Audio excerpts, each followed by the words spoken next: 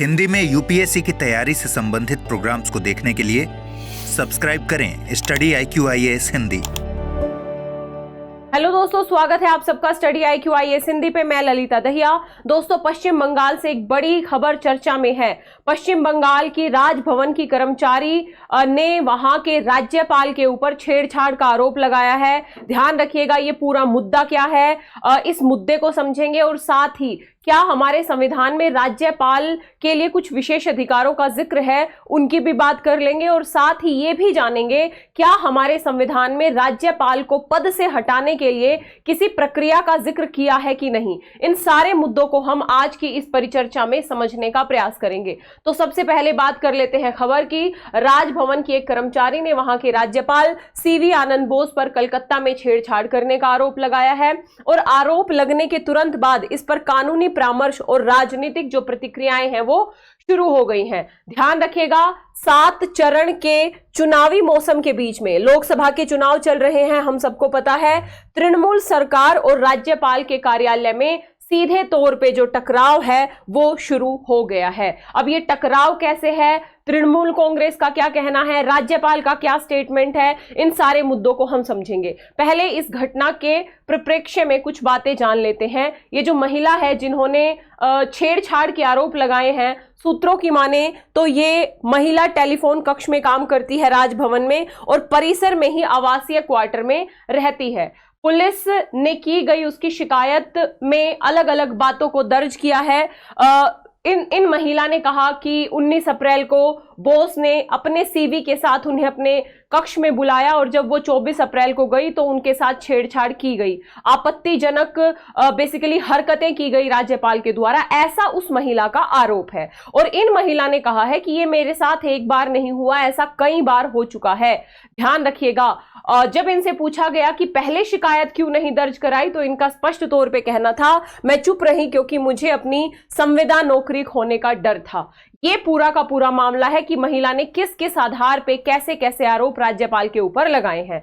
अब यहाँ पे वरिष्ठ पुलिस अधिकारी ने कहा कि चूंकि ये एक महिला से जुड़ा हुआ मामला है, अतः मामला दर्ज करना और उस पर जांच शुरू करना हमारा कर्तव्य है। ये तो हो गई मामले की बात। अब यहाँ पे राज्यपाल का पक्ष क्या कहता है, तो राज्यपाल ने स्पष्ट तौर पे ये कहा है कि ये पूरा का पूरा एक इंजीनियर्ड नैरेटिव है जो मेरे खिलाफ या पूरी भारतीय जनता पार्टी के खिलाफ करने की साजिश की है पश्चिम बंगाल की सरकार ने। और उन्होंने एक बयान जारी किया। इस बयान में स्पष्ट तौर पे राज्यपाल ने लिखा है कि सच्चाई की जीत होगी, मैं गढ़ी गई कहानियों से डरने से इनकार करता हूं।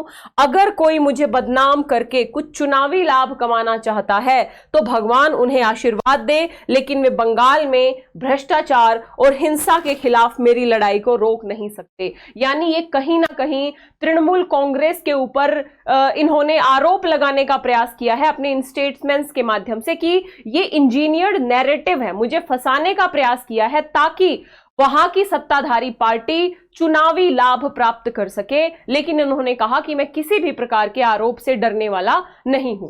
और इसके साथ ही अन्य बयान में राजभवन के कर्मचारियों को भी धन्यवाद दिया जो राज्यपाल के साथ इस संदर्भ में खड़े रहे हैं।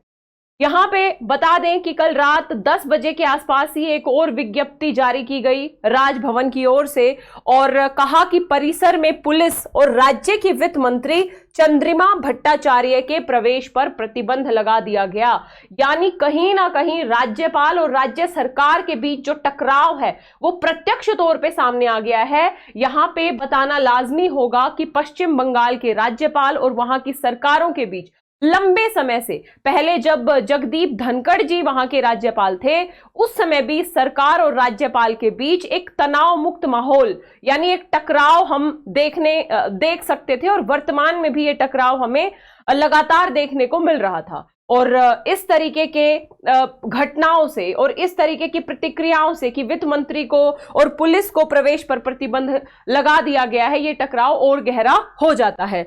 बयान में कहा गया है कि पुलिस प्रतिबंध चुनाव के दौरान राजनीतिक आकाओं को खुश करने के लिए, अनधिकृत, नाजायज, दिखावटी उनके प्रवेश को रोकने के लिए था। ध्यान रखिएगा, ये वहां के वित्त मंत्री ने आरोप लगाया। तो इस तरीके का आरोप प्रत्यारोप वहां की सरकार और राज्यपाल में फिलहाल चल रहा है। साथ ही राज्यपाल के बयान के बाद, राजभवन के स्टेटमेंट के बाद तृणमूल कांग्रेस ने भी बयान जारी किया है और मीडिया पोस्ट में कहा है कि राजभवन में छेड़छाड़ मामले में चौंकाने वाली बातें सामने आ रही हैं। यौन उत्पीड़न पीड़िता ने खुलासा किया है कि और भी महिलाओं को इस तरीके से परेशान किया गया। अगर प्रधानमंत्री और अमित शाह यानी गृह मंत्री सच में नारी का सम्मान करने में यकीन रखते हैं तो इन्हें पीड़ितों के लिए इंसाफ सुनिश्चित करना चाहिए। ये तृणमूल कांग्रेस का स्टेटमेंट है। साथ ही एक्स पोस्ट पर इन्होंने लिखा है, भयानक और अकल्पनीय, हमारी संवैधानिकता के प्रतीक राजभवन की पवित्रता धूमिल कर दी गई है। तो इस तरीके का पोस्ट तृणमूल कांग्रेस की तरफ से किया गया है। यदि इस परिप्रेक्ष्य में पूरी बात करें तो अभी फिलहाल प्रधानमंत्री जी पश्चिम बंगाल में 2 दिन की चुनावी रैली को संबोधित करने के लिए वहां पे गए हैं, राजभवन में ही वो ठहरे हैं और इसी परिप्रेक्ष्य में महिला ने यह आरोप लगाया है राज्यपाल के ऊपर, ध्यान रखना है। और इसके साथ ही वहां की वित्त मंत्री भट्टाचार्य ने राज्यपाल द्वारा कथित कदाचार की निंदा की है और कहा है कि किसी भी अधिकारी, विशेष रूप से राज्य के प्रमुख के लिए यह अशोभनीय है। तत्काल जांच की और न्याय की मांग की है वहां की वित्त मंत्री ने। यदि हम भाजपा की इसके ऊपर टिप्पणी की बात करें तो भाजपा ने कहा है कि यह एक राजनीतिक साजिश लगती है, लेकिन अगर शिकायत में सच्चाई है तो केंद्र पर्याप्त कार्यवाही करेगा।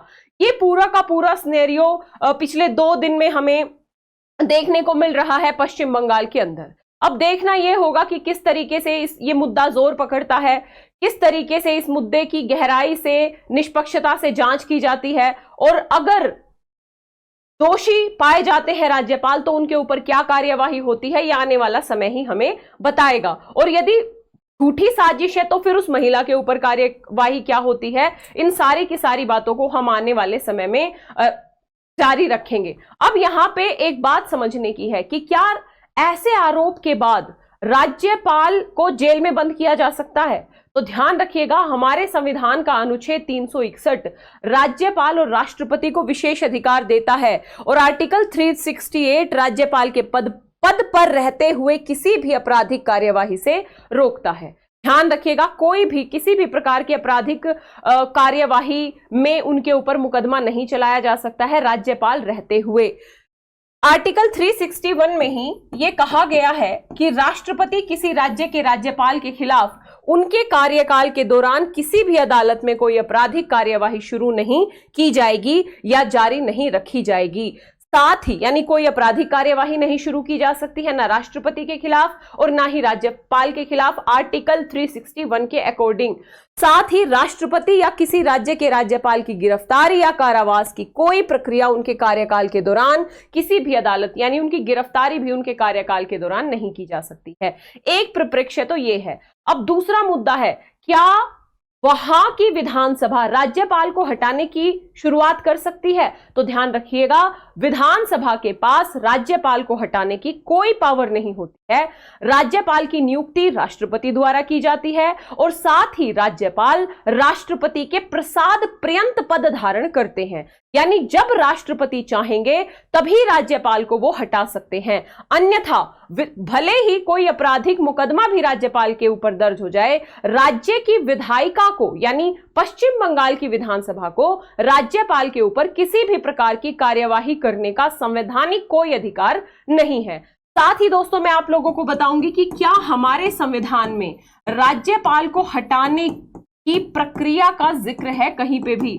तो ध्यान रखिएगा, हमारे पूरे के पूरे कॉन्स्टिट्यूशन में राज्यपाल को हटाने की प्रक्रिया का जिक्र नहीं किया गया है, यानी कोई प्रोसीजर नहीं बताया गया है राज्यपाल को हटाने का। स्पष्ट तौर पे बस इतना कहा गया है कि राज्यपाल राष्ट्रपति के प्रसाद पर्यंत पद धारण करेंगे। तो अगर इस मामले में दोषी पाए जाते हैं और केंद्र सरकार बेसिकली दोषी पाती है उनको, तो ऐसे में फिर राष्ट्रपति ही उनको पद से हटा सकते हैं। पश्चिम बंगाल की विधानसभा का कोई राइट नहीं है। आईएएस 2014 या 15 में सीधा क्वेश्चन पूछा था, राज्यपाल को पद से हटाने की प्रक्रिया संविधान में दी गई है, तो यह स्टेटमेंट गलत था।